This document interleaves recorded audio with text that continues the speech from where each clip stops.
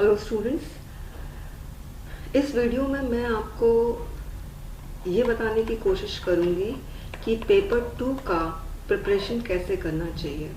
CAPA के candidates हैं, paper 2 का प्रिपरेशन कर रहे हैं, मगर मैंने ये देखा है कि उनकी जो अप्रोच होती है पेपर 2 का प्रिपरेशन करने में वो गलत होती है।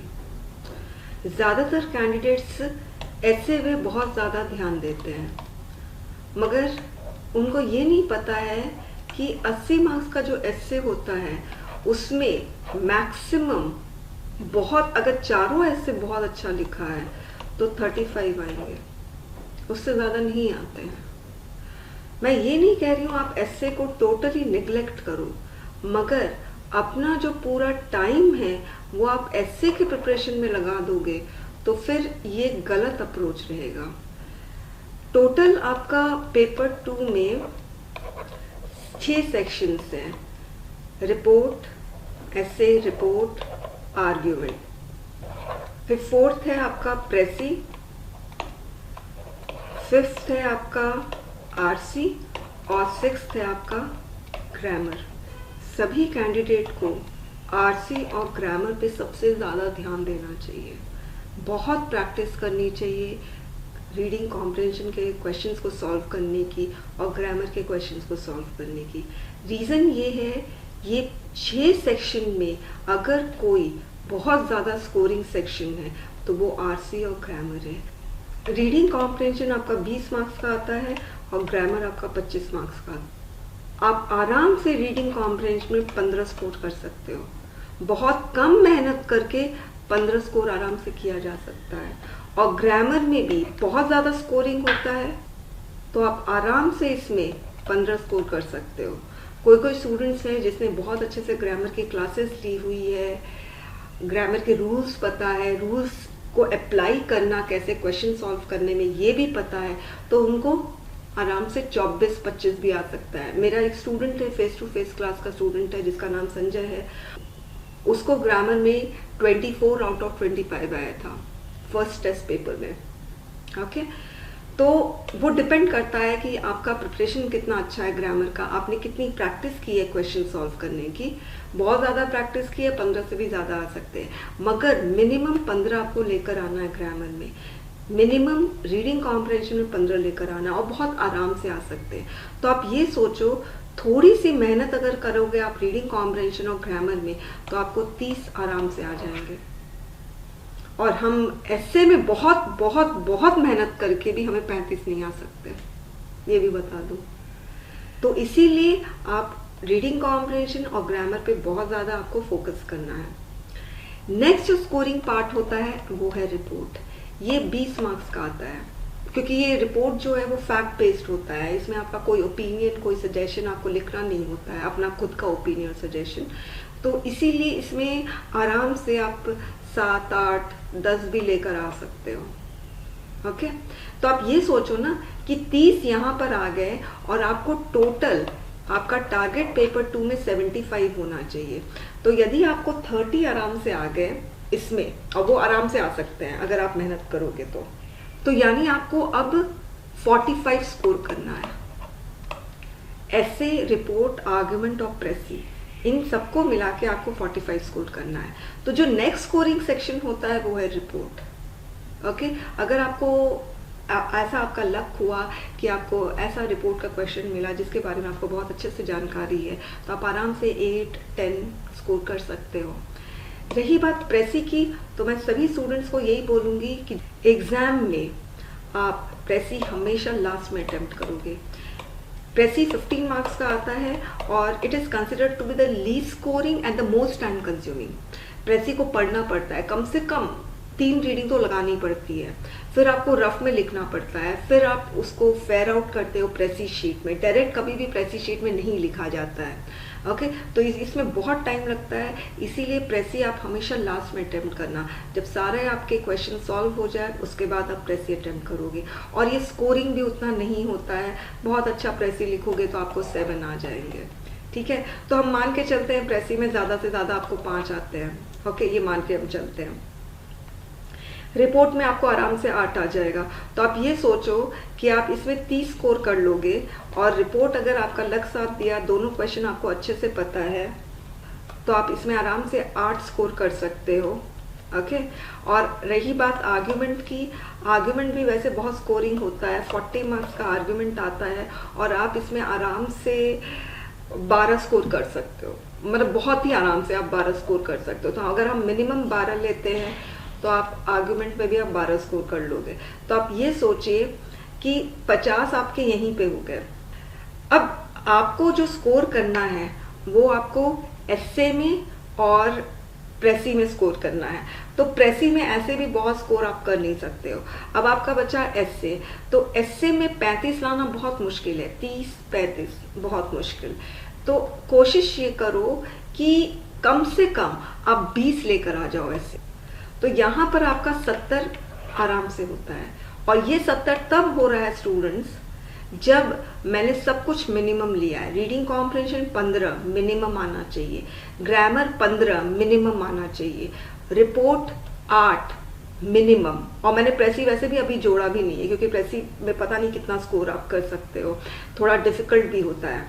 आर्गुमेंट मिनिमम 12 आउट ऑफ 40, और एस्से मिनिमम 20। तो आप सोचो अगर मिनिमम हम लेकर चलते हैं तब भी आप 70 आराम से स्कोर कर लेते हो।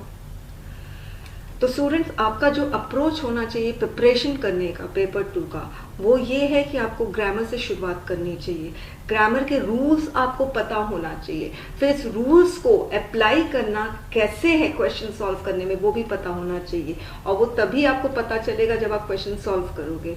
तो ये चीज़ बहुत ज़रूरी है कि ग्रामर पे होल्ड होना। नेक्स्ट चीज़ ज़रूरी है reading comprehension. Okay, reading comprehension पे भी आपको बहुत अपना काम करना पड़ेगा। रीडिंग कॉम्प्रिहेंशन के क्वेश्चन सॉल्व करने का अपना एक टेक्निक होता है।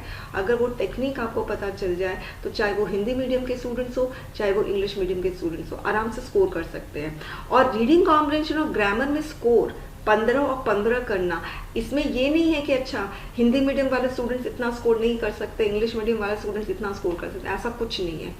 इंग्लिश मीडियम वाले स्टूडेंट्स और हिंदी मीडियम वाले स्टूडेंट्स दोनों को आराम से ग्रामर और रीडिंग कॉम्प्रिहेंशन में 15-15 आ सकते हैं। अब हिंदी मीडियम वाले स्टूडेंट्स कहते हैं कि मैम हमारी इंग्लिश वीक है, हम कैसे इसको क्लियर करेंगे। वो ध्यान किस पे दे रहे हैं? वो ध्यान रिपोर्ट आर्ग्यूमेंट पर दे रहे हैं जो आपका 60 मार्क्स का है। मगर हिंदी मीडियम वाले स्टूडेंट्स ये नहीं सोच रहे हैं कि ऐसे तो उनको हिंदी में लिखना है, और उनको ये भी नहीं पता चल रहा है कि भाई ग्रामर में इंग्लिश हिंदी मीडियम कुछ होता ही नहीं है। ग्रामर के रूल्स तो सबके लिए बराबर और सबको आराम से समझ में आते हैं। रीडिंग कॉम्प्रिहेंशन में आपको सिर्फ पैसेजेस से लाइंस को लिफ्ट करना है, कॉपी करना है, तो इसमें भी इंग्लिश हिंदी मीडियम का चक्कर नहीं है।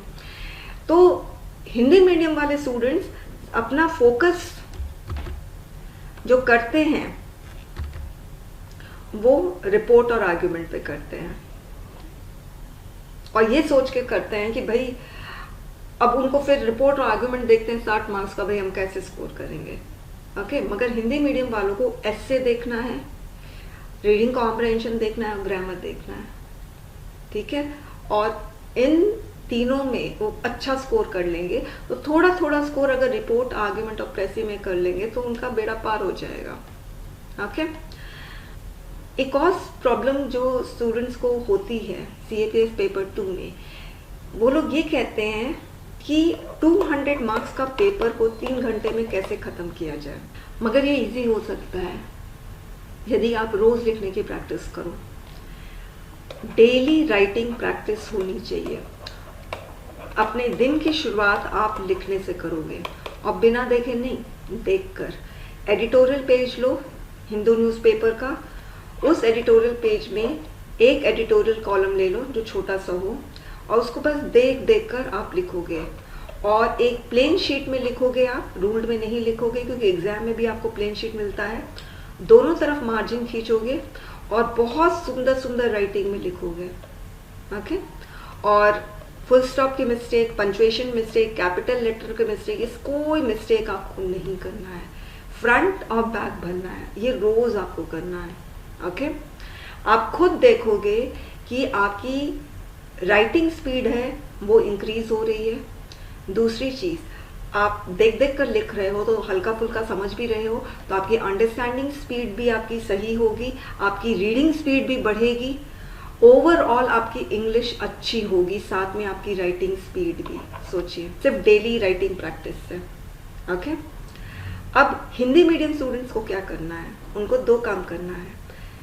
ये जो डेली राइटिंग प्रैक्टिस है, आप एक इंग्लिश में लिखोगे और एक आप हिंदी में लिखोगे। सिर्फ 1 पेज लिखना है, फ्रंट और बैक भरना है। ओके, तो मुझे नहीं लगता है कि आपको इसमें भी प्रॉब्लम होगी। एक और बहुत इंपॉर्टेंट चीज़ है, मैं ये भी देखती हूँ स्टूडेंट्स का कि राइटिंग बहुत गंदी होती है, और जिनकी राइटिंग गंदी होती है उनको लगता है मुझे तो समझ में आ रहा है ना, बाकी को नहीं आ तो मैं क्या करूँ। उनको समझ में आ रहा है, मगर मैं आपको ये बता दूं, अगर राइटिंग आपकी इलेजिबल रही यानी अनरीडेबल रही, तो चाहे आप कंटेंट कितना भी अच्छा लिखो कोई मतलब नहीं है, आपको मार्क्स मिलेगा ही नहीं। एग्जामिनर क्यों एफर्ट लगाएगा आपका गंदी राइटिंग पढ़ने में। तो आपकी राइटिंग समझ में आनी चाहिए। ब्यूटीफुल होने से नहीं होने से उससे कोई फर्क नहीं पड़ता, मगर समझ में आनी चाहिए। ओके, तो आपको अपनी राइटिंग को थोड़ा सा एनालाइज करना है। अब जैसे सपोज मैंने लिखा इलेजिबल, ओके, अब आप देखिए हर लेटर में 3 जोन होते हैं। ये वाला जो है, ये वाला है, इसको हम लोग अपर जोन कहते हैं। ये जो टेल है इसको लोअर जोन कहते हैं, इसको हम कहते हैं मिडिल जोन। तो ये जो बी का स्टमक है, जी का जो स्टमक है, ई का जो स्टमक है, ओके, ये वाला जो पार्ट है इसको हम मिडिल जोन कहते हैं। ओके, तो राइटिंग लेजिबल है या नहीं है वो कैसे पता चलेगा?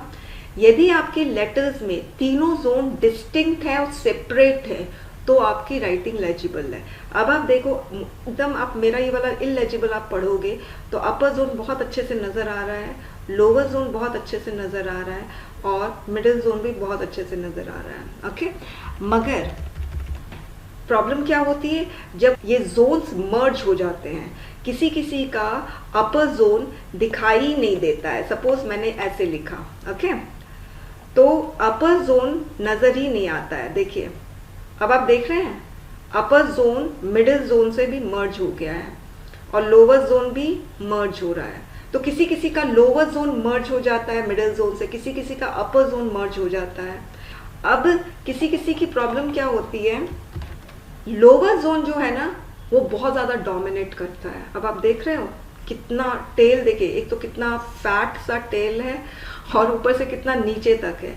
अगर लोअर जोन बहुत डोमिनेट कर रहा है और बहुत नीचे तक जा रहा है तो अब इस नीचे लिखे हुए अक्षरों को भी वो हिट करेगा।